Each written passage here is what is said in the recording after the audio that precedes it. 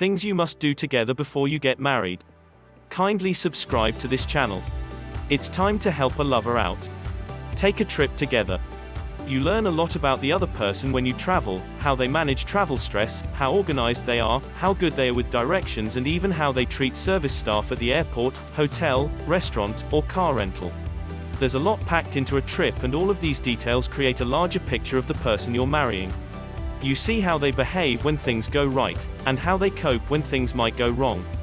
While traveling is certainly not an indication of your future life together, it does give you a little insight into how your fiancé may behave when stress hits in the marriage. Deal with one another when sick or injured. You really need to see your fiancé during the good, the bad, and the ugly.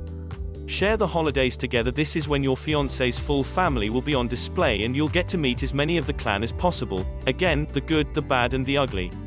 You'll see family dynamics at their best and worst, especially if a turkey is too dried out or the Christmas tree falls over. Lots of people mixed with the stress of getting food on the table or creating perfect holiday memories is often the recipe for disaster. So again, you'll see how your fiancé interacts with family members and reacts spontaneously to potentially stressful or awkward situations. While we all want to have the perfect relationship and ignore that we're capable of having embarrassing emotional fights, the truth is that fights are a normal part of any relationship. And it's even been found that couples who argue are happier together, as long as you fight fair. No throwing of plates, no calling of names, nothing physical of course. But having an argument or fight means that you have a difference of opinion and aren't complacent or apathetic enough to keep quiet. A fight means you both respect one another's views. If they're conflicting, you're not afraid of one another. You can stand by your opinion, you'll learn from one another, you're comfortable with each other, and your life will never be boring. These disagreements are essential, and if you can survive these and grow from them, you can survive anything. Make a large purchase or decision together. It's always good to know how your future spouse handles money. Do they research the purchase of a car for months, visit multiple dealers, and know the exact time of year the model they have their eye on will be the least expensive? Or do they impulsively see a sports car on the road and go buy it that day just because they want it?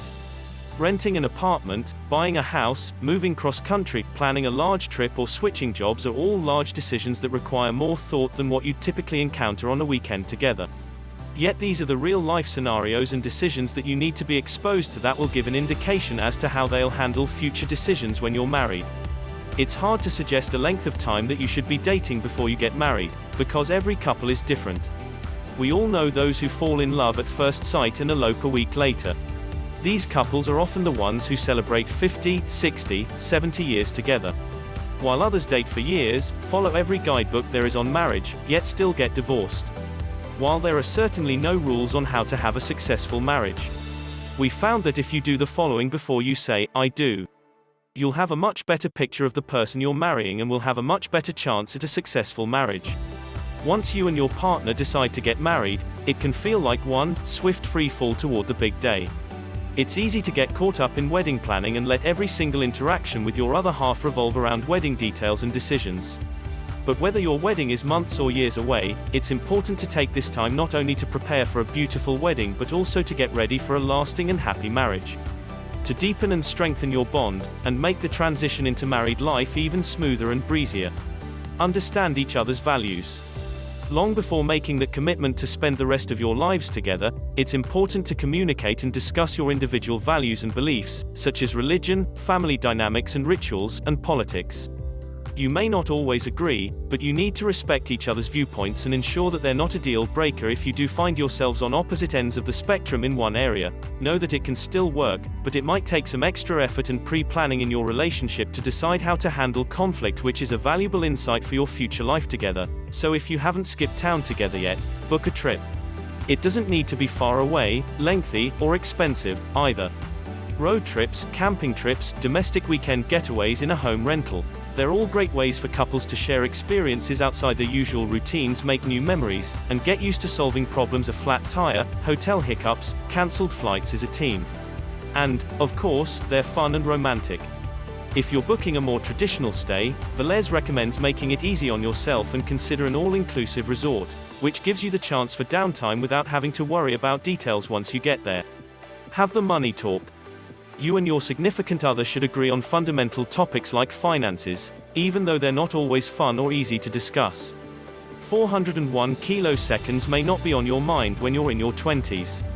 But it's crucial to have this discussion ahead of time so you're not finding yourself in situations down the road that could do damage to your marriage, Dry says.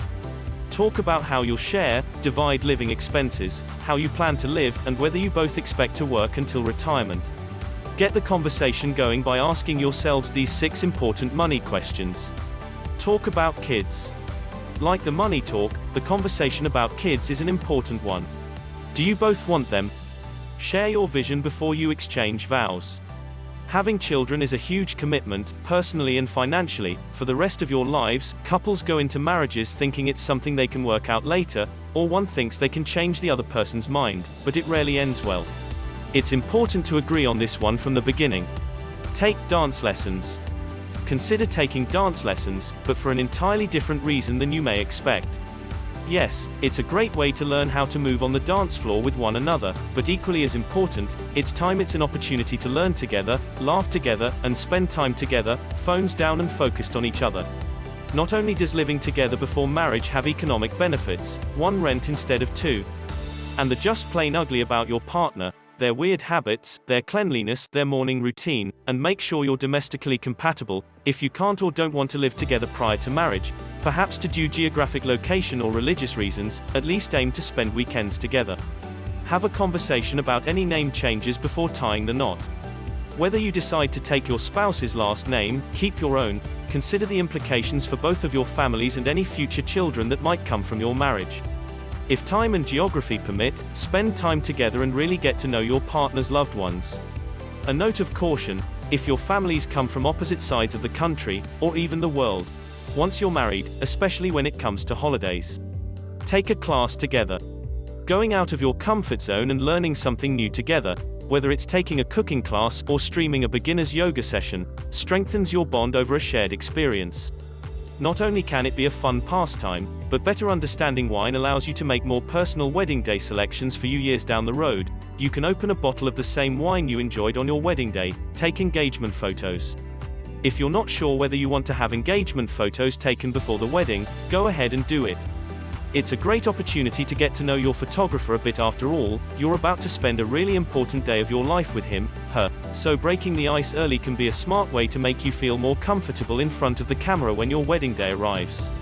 It's also a chance to laugh at awkward moments, loosen up in front of the camera together, get even more psyched for your big day, and just be totally wrapped up in each other for a few hours, something every couple deserves.